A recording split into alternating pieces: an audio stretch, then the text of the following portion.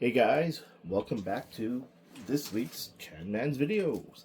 And in this week's episode, we are going to do an unboxing and review of the Grey Knight's Venerable Dreadnought. Haven't opened it, but when I bought this, I wasn't even sure if I should or if I wanted to, but I wanted to add some more units to the Grey Knights collection that I have, and this is the only Dreadnought that they have released. So here's the box. Top Warhammer, bottom Warhammer, side just has a picture, and the back just has the some zoomed in shots. Overall size of the box, we're just going to use the 4-pack here as a reference. Lying flat, it is a smaller box, but front to back it's the same. So this is I would say a medium-sized box overall compared to all the other ones. And let's get this open. Alright, so we are back with clear clamshell, and looks like things have fallen apart. Placeable claw over here.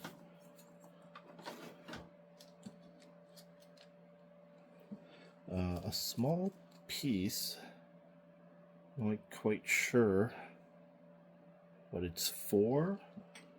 Oh, it goes on the top here because it doesn't have any other accessories on the top like some of the other Venerable Dreadnoughts that are available. So, alright, first thing we'll just get started with is it does have a swappable claw, and very tight, but they can be opened, and that's it. That's the extent that it does open to. It's not a rotatable. It looks like it's just a straight peg to go in. So just pluck that out. It's got a large, I guess the head is okay sized. Put these back on.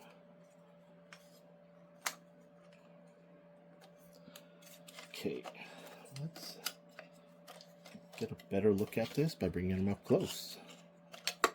Oh, wow. This thing is a hand grenade. Just falling apart. Looks like we're gonna have to put some clear nail polish there, so it's not as loose. Alright. Let's bring this down a bit, actually. So that piece that we talked about in the bag goes up here. Other Dreadnoughts have some sort of a smoke grenade launcher or something up there. Yeah, total grenade just pops off. Has some paint in the eyes.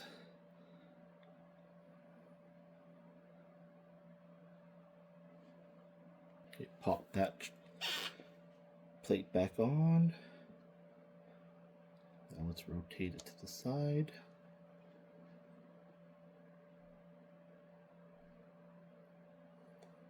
Some great paint application and design. There's the back.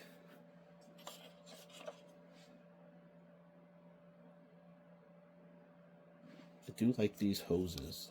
These are very nice and rubbery. Then side's a little bit boring. It's got a bolter mounted under the arm, and then the fist is nice. Although you don't hear the ratcheting sound, there are, actually let me see if we can do that.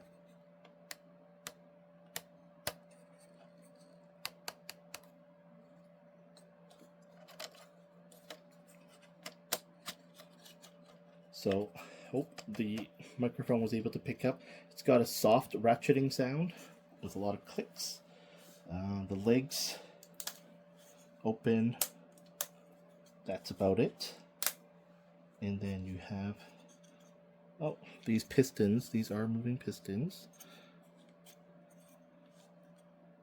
That's a nice one. Same thing, forward, backwards.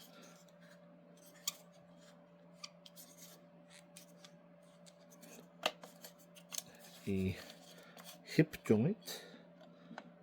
This gives you a little bit of a swivel. This guy's already short enough, so I'll probably have his legs open one notch. No little rotation, but I wouldn't do it too much at risk of breaking or bending these pistons.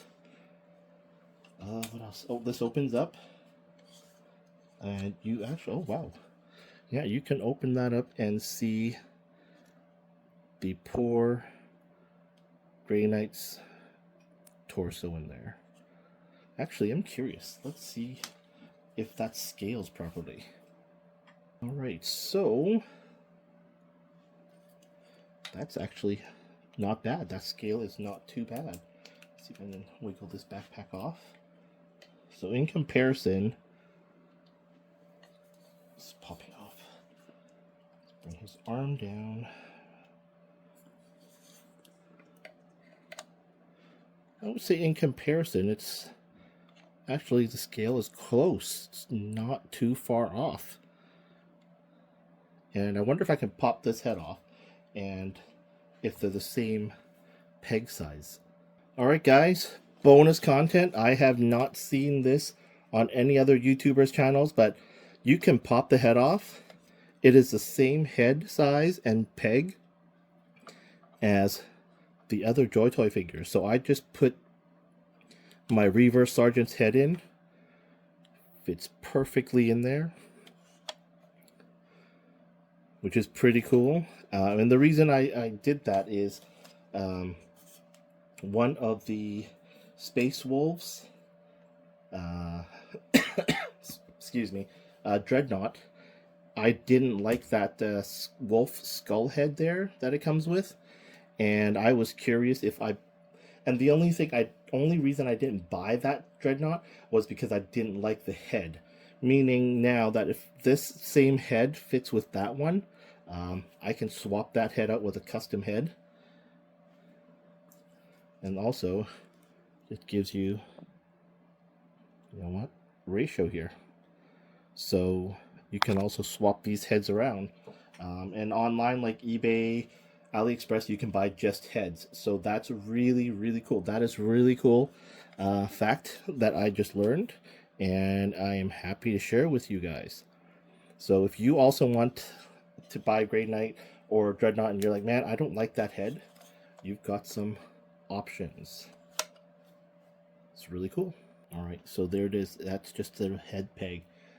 You can put in probably an aggressor head, the large helmet for the aggressors, or a heavy intercessor, maybe even a Terminator head if you don't like this one. But for sure with the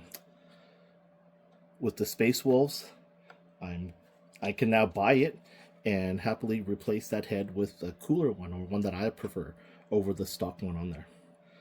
All right, so excuse me. Yeah, I hope you guys enjoyed this video, found that bonus content helpful, and will help you make a decision on whether or not you would like to buy this figure and add this to your collection, or any of the other Dreadnoughts on that note, and add them to your collection. And if you have any questions, please share your thoughts and questions in the comments section below. Please remember to like, subscribe, and share the video, and help me reach my goal. Thanks so much for watching, guys. See you in the next video.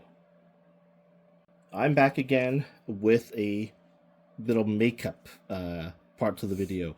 I was too excited about being able to swap the heads. I'm actually going to paint this head. I was just looking over at Jarek Thule, and on his mask he has these same piping, but his are painted red, and I liked how the red would break up all of this silver, so I'm going to paint my guy red, those hoses. But I was thinking, I don't think I talked about I missed out some of the articulation. First of all, the articulation on the arm. Did I actually remove this? So yeah, it's the same pot slot. You just pull it out and remove it. All right, yeah. So what I don't remember talking about was on the arm, you have one ratcheting articulation there. So the whole shoulder moves. You don't actually bend at the elbow. You bend at the upper arm, which is not a very natural bend. This shoulder armor plate does move out, and it shifts out so that when you move the arm outward, it does adjust and adapt properly. Of course, again, we talked about how there's no elbow bend in itself. This is the part that rotates.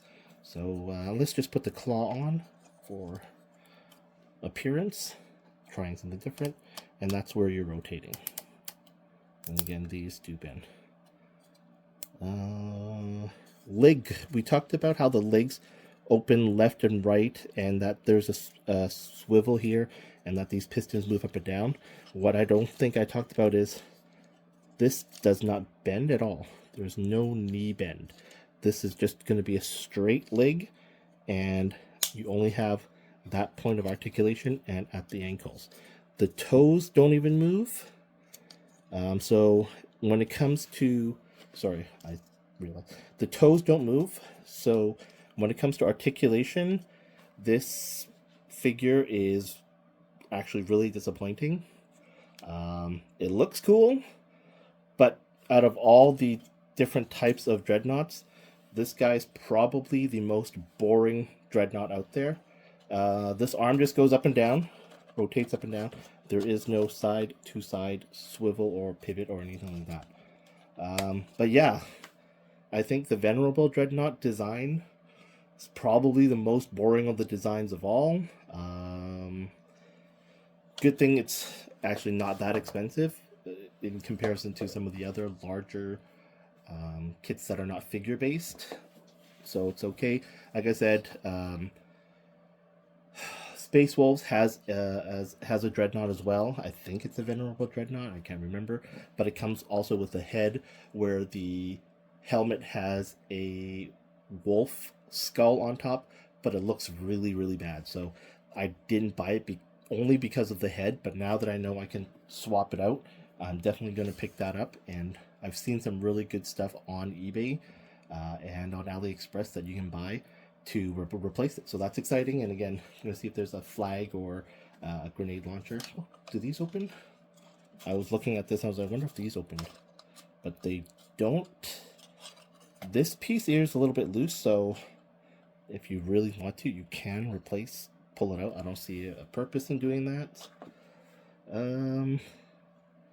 Nicely painted. Oh, and yeah, here, as we talked about in my other video, there is a red sensor there, which is probably what connects to the HUD, and which is why I painted them on my bolt rifles and bolt carbines as well. All right, that's it. I don't think I missed anything. I think I got everything this time. Sorry about that. Just too excited. And yeah, just what happens when you're an unprofessional YouTuber and don't make money off of this. So thanks again for watching, guys. Again, please comment, like, share, and subscribe. Looking forward to making the next video, because that means I get to open a new figure. Take care. See you soon.